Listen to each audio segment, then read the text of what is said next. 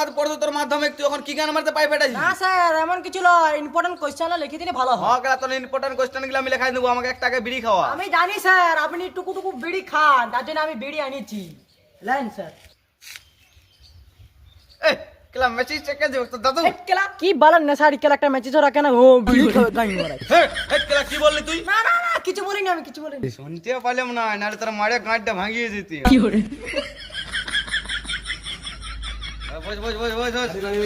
লা এবারে লাগ ভেরি ভেরি ইম্পর্টেন্ট কোশ্চেন গুলিয়া। ই কে